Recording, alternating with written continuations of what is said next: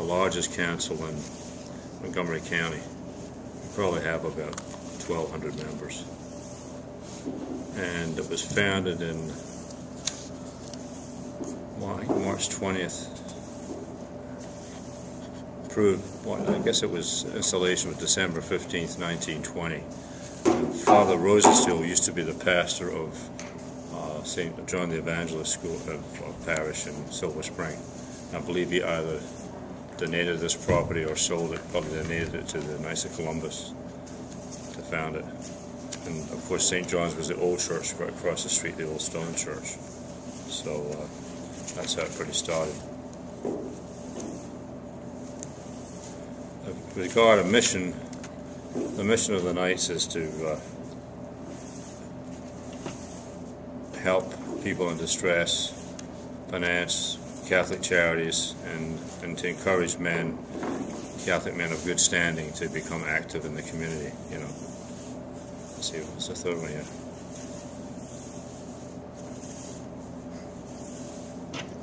Let's see. What's this question here? Where in the world does exist? Yeah, it's what parts of the world? What different parts of the world? Is it just in like America? Like it's mostly in the United States. It was founded in Connecticut. There's some councils in Canada, as I remember, and I think there's some overseas. I'm not sure about that. Maybe in Australia. They have a sister, brothers. Knights of Columbus, maybe a slightly different name, but it's primarily United States and Canada.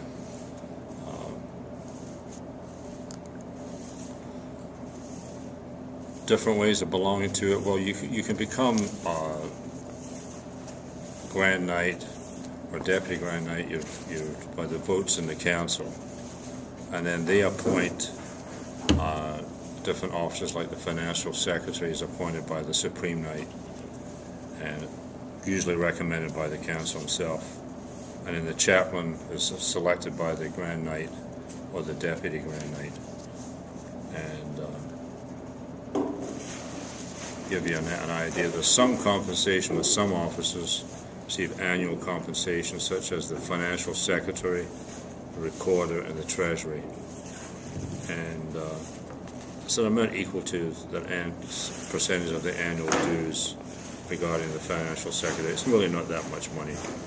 More or less offset the expenses they have, for the office.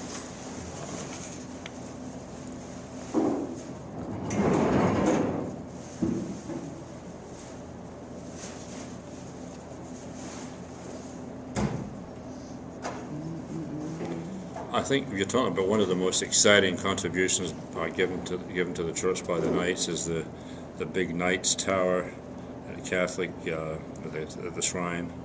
It's the tall tower. It was donated by the Knights over many years, and it was a big undertaking, and it's very well received.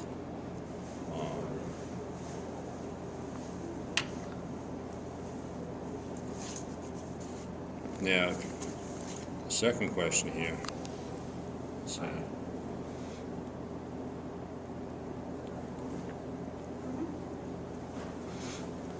Usually there's an annual convention.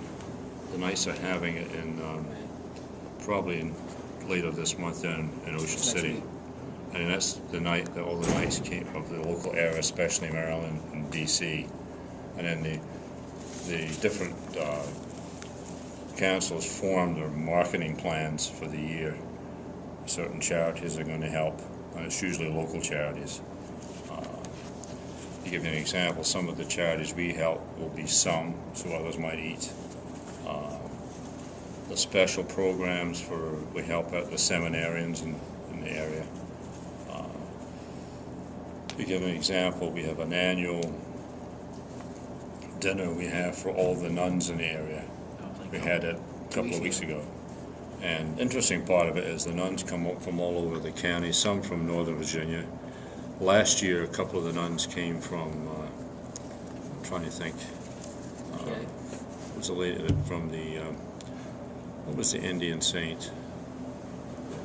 Sister Teresa. I think that's Teresa. I think that's the name. She came from India originally, just died. She's going to be canonized. Mother Teresa? Mother Teresa, right. Yeah. Okay. That's what I was thinking. And some of her nuns are located in the district, and they came last year to the actual, it's a night that the knights actually line up, give them dinner and make sure they get enough to eat and drink. We won't let them get up. We service them as waiters, etc. And then they have some light music and some dancing. It's a lot of fun for them. If you're interested in joining, I believe to be a knight you have to be 18. You can join the Squires, which is like the junior organization. I mean, I relate it just like being like your Boy Scouts and your training, and of course your Catholic faith is your main strength. And if you felt a call to become a knight, then you just ask any member of any local council that's near you, and they would be glad to recommend you. But you have to be a Catholic in good standing, you know. So that's expected. Any other questions besides this? I saw. I went to a Christmas dinner at the shrine, and there was knights behind the altar. Like they'd walk up. What knights would generally be those to go there? That was the knights with the plumes. Yeah, they had that big hat. That's the 4th degree knights. Yeah. Yeah. Usually to participate in any of the votes with the council, you have to be a 3rd degree knight. You take the 3rd degree. 4th degree is optional, and that's called the patriotic degree. So these knights are very dedicated. They really get dressed up in the tux and the plumes, and they're usually asked for, I guess, to participate in funerals of knights who have passed away. If the archbishop has a special function or a mass, they ask the knights to participate, and they usually participate all over the county, even sometimes in southern Maryland. So it's very, very interesting, very ceremonial, and they do a lot of good. So I'm a 4th degree knight. I'm not really that active. I'm more active locally here. There's probably a couple of friends and I run the Wednesday night bingo. We have bingo here every Wednesday night at 7:15 unless it snows. That's the only time we've been canceled, or a burnout or something like that. So, and everybody has a different. You can be as active as you like. I've got some people who help out in the kitchen when we have say dinners every Friday night. There's different crews. We'll have on the Wednesday nights. We have a clubhouse which more or less runs the internal operations of the council. They're responsible for serving the dinners, setting things up, and they'll have a different crew who will manage the dinners for us on Wednesday nights for the bingo. A different crew will handle it on Friday nights, or maybe for a different function. You know, maybe they have a wedding or something like that. So it changes. So and rely an awful lot on volunteers. We always need volunteers. Usually, most days, the night's room downstairs is open from about 2:30 on, and we have volunteer bartenders to help out. And that goes on until maybe it closes around about 11 o'clock. And you can be active in certain committees.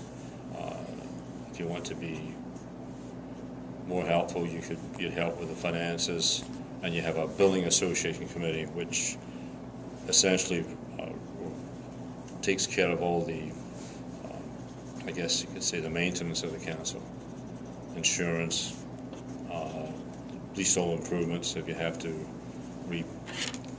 respline the parking lot and stuff like that. They handle those kind of expenses. And you can be as active as you want to be and pick certain. Some people, some of us volunteer help with Meals on Wheels once every couple of weeks.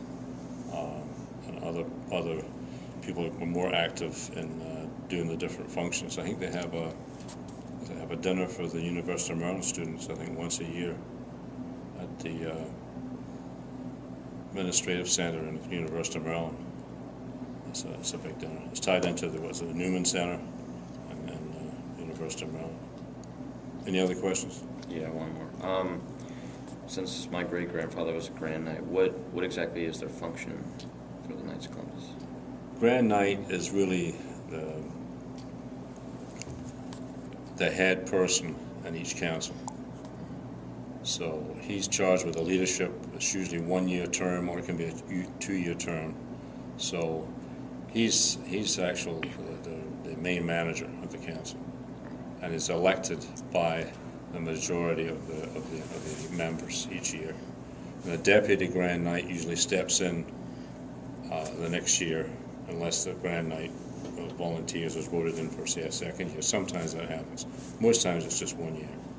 But it's not really run by committees. The grand knight has these committees to help him organize and maintain the council, but he has the final word on what has to be done. He takes the final responsibility. So.